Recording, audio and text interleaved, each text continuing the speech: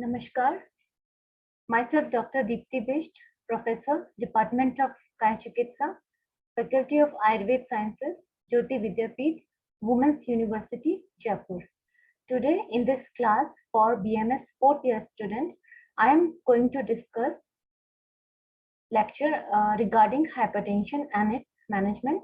In this lecture today, we will read sign and symptoms, definition of hypertension, its clinical features, its etiopathogenesis, and then its management and knowledge about various drug families for the treatment of hypertension. So let's start with the definition. As we know, hypertension medically is defined as lateral pressure or hydrostatic pressure, which is exerted on the vessel wall by the blood. WHO has described hypertension as a silent killer. It is considered as a silent killer as there are no symptoms pertaining to high blood pressure, all of you know, per se, except when it is very high. When patients got some problem like dizziness or headache or something different feeling, then he got tested for blood pressure, then suddenly we get to know that he is having hypertension. Otherwise, there is no way of knowing about its presence except by measuring the blood pressure. And since this hypertension affects a large segment of population, so it is a good practice for all doctors to take blood pressure of every patient who comes to consult them for whatever reason. So this is a kind of most cost-effective approach for cases finding in the community. And as this is one of fastest growing problem in today's community. So on normal basis, there are certain controlling mechanisms which control blood pressure in everyday time in our body. So these are minute-to-minute control and day-to-day control.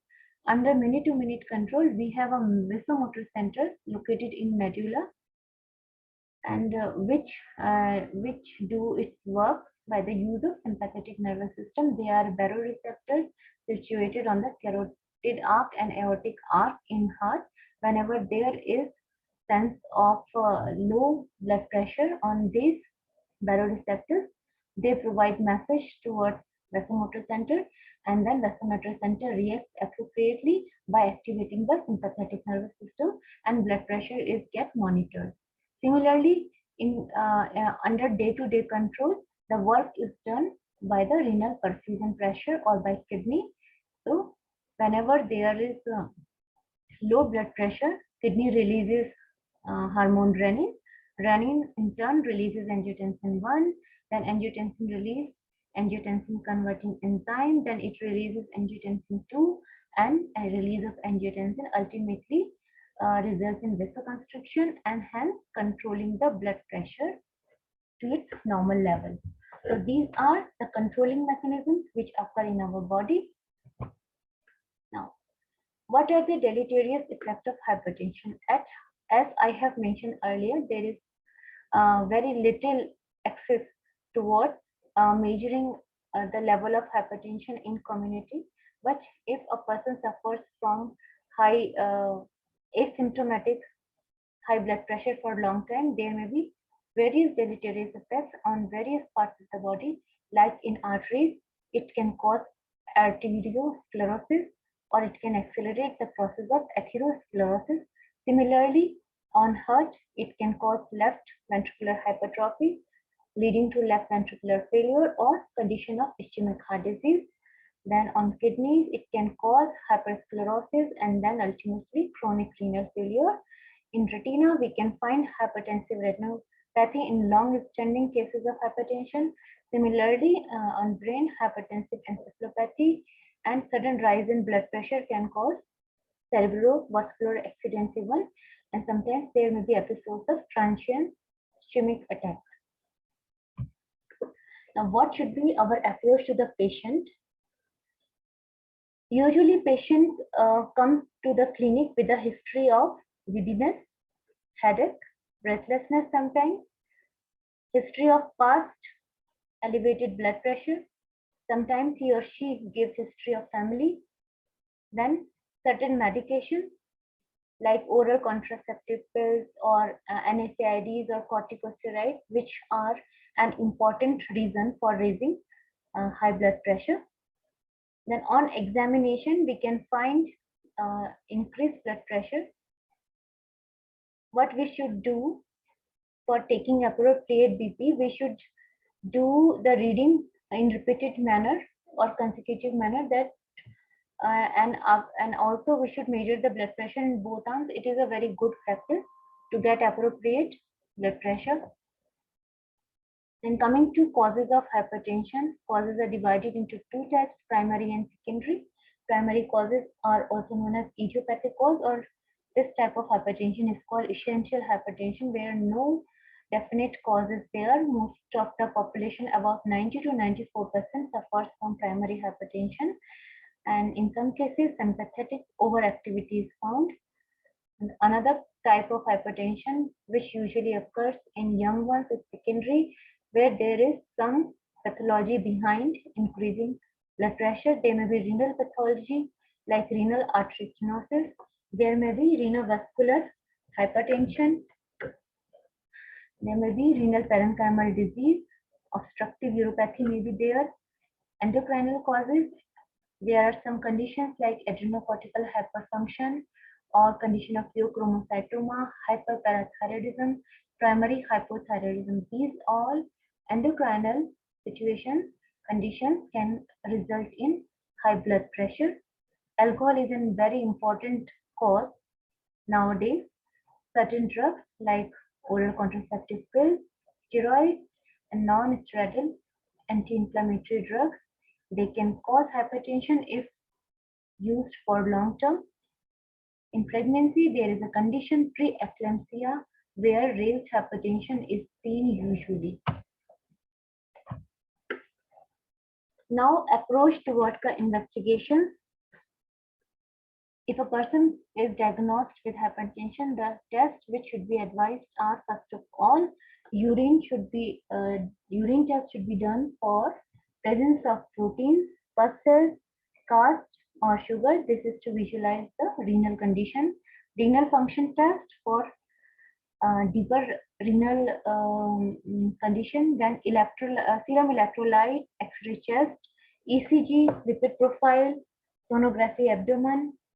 These are some important investigations which should be routinely done. Radionuclide renography or renal angiogram is done. Then in case of pheochromocytoma or to rule out pheochromocytoma condition, 24 hours catecholamine test is done.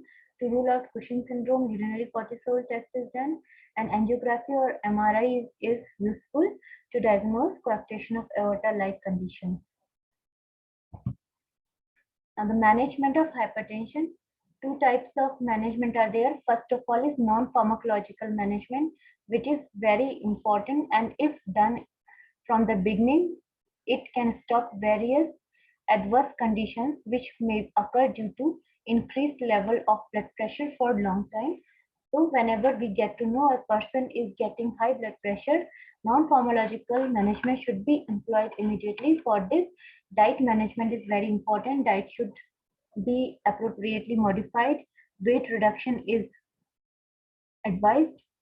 Besides this, excessive intake of salt should be avoided. Avoid alcohol and smoking. Fat restriction should be there. No saturated, mono or polyunsaturated fat. Cholesterol should be less than 300 mg per day in diet. Besides this, calcium, magnesium, phosphorus supplement should be good. Fresh food, roughage-rich diet. Exercises are very must, like brisk walk or isotonic exercises. Meditations and other relaxation techniques should be employed to control blood pressure naturally. Similarly, shifting to a vegetarian diet will hopefully reduce incidence of hypertension, strokes, and atherosclerosis in community. Therefore, a vegetarian diet is very important. Now, pharmacological management. Pharmacological management is done with these group of drugs. These are beta blockers, calcium channel blockers, ACE inhibitors, diuretics, centrally acting sympatholytics, alpha blockers, and vasodilators. So I am discussing these one by one. First of all, beta blockers. As we know, beta receptors are situated in our heart, which are responsible for increasing the hypertension. So the indications for use of beta blockers are if patients are young, mostly less than 40 years, hypertension associated with angina, if there is old myocardial infarction history, hypertension with anxiety or tachycardia, patient is known as non-obese, thyrotoxicosis, migraine, we can use it to prevent reinfarction, and if hypertension is mild to moderate. So these are the conditions where beta blockers are advised. There are some contraindications also. These are bronchial asthma, left ventricular failure, bradycardia, diabetics which are on oral hypoglycemic agents, elderly patients, COPD, condition of complete heart block, hyperlipidemia, peripheral vascular disease. These all conditions are contraindications for beta blockers. As we know, in respiratory system, if beta blockers are given, then it can cause bronchoconstriction. So it can you can say it can aggravate the condition, or it can precipitate the attacks of bronchial asthma or attacks of bronchoconstriction in COPD, which may prove fatal to these patients. So this beta blocker is not advised for respiratory patients. Next is calcium channel blockers, usually advised in elderly patients having isolated systolic hypertension. It is an ideal choice for patients who are diabetics with renal dysfunction, who are having peripheral vascular disease, patient of COPD. It is safe choice. Hypertension with angina, cardiac arrhythmias, Raynaud phenomena, pregnancy, mild to moderate hypertension. For these conditions, calcium channel blockers are good. Contraindications are heart block, left ventricular failure or treated left ventricular failure. One more thing, verapamil should be avoided with beta blockers. Verapamil is a calcium channel blocker and it should not be given with beta blockers.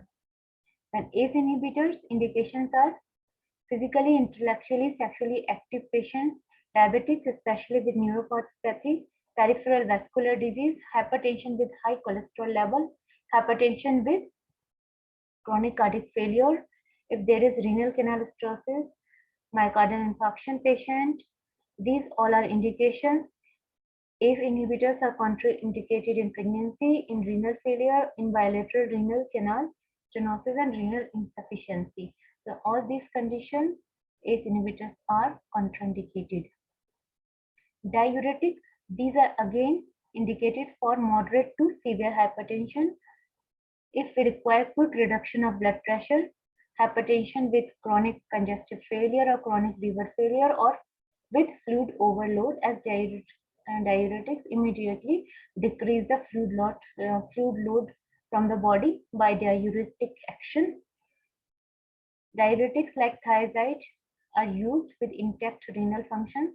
Loop diuretics like furosemide are used in presence of impaired renal function. Some diuretics like potassium sparing, they are used in borderline hypertension.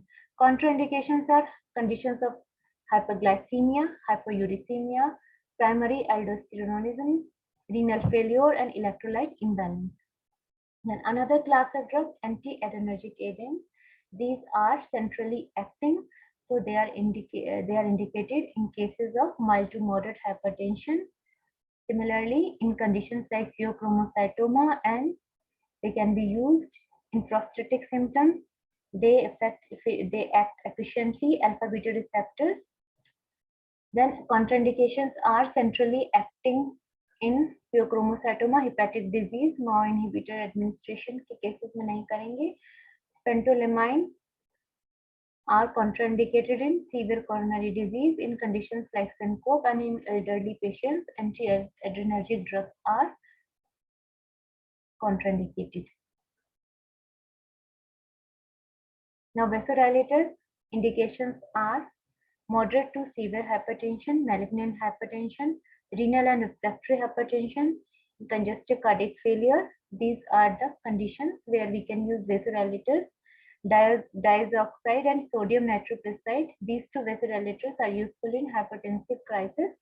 Contraindications are severe coronary artery disease, diabetes mellitus and hyperuricemia, lupus erythematosus. Some special considerations. In case of pregnancies, the safe antihypertensives are hydralazine, methyl-dopa, clonidine, metoprolol are safe. Labetalol, propranolol, diazoxide should be used with caution. ACE inhibitors and thiazides are properly contraindicated in pregnancy. In case of elderly patients, diuretics and calcium channel blockers are preferred, and adrenergic inhibitors are used with caution. Now, during anesthesia, short-acting blood beta blockers like esmolol and nitroprusside are preferred. If there is a case of renal failure, then diuretics, calcium channel blockers, ACE inhibitors are the choice. In conditions of ischemic heart disease, calcium channel blockers and beta blockers are preferred. In case of congestive cardiac failure, ACE inhibitors are used. If ejection fraction is less than 30% in heart patients, then beta blockers should be used with caution. Here, calcium channel blockers are properly contraindicated. In diabetes mellitus condition, ACE inhibitors and calcium channel blockers with alpha blockers, these are the choice. If there is condition of arrhythmia, in case of sinus bradycardia, nifedipine and alpha blockers are used. For sinus tachycardia, beta blockers are used. For supraventricular tachycardia, verapamil and beta blockers are the choice of drug. For AV block, nifedipine is used. In conditions of COPD, chronic obstructive pulmonary disease, calcium channel blocker and ACE inhibitors are safe to use. Peripheral vascular disease, again calcium channel blocker and alpha blockers. And then there are certain other conditions like SAH, LVH, where nimodipine, ACE inhibitors, alpha blockers are used. So these are the conditions where choice of hypertensive drugs I have mentioned. One more thing, these drugs can be used individually or in combination according to the condition of patient. So we have to use all these drugs judiciously. And while doing the management for hypertension, again, non-pharmacological methods are equally very important to adapt to modified lifestyle, to reduce the salt intake, and to increase physical activity. These are important measures which should be done during the treatment of hypertension. So this was all about hypertension. Hope you liked the session. If you have any query, then you can ask me on portal. I will try to resolve it. Thank you. Have a nice day.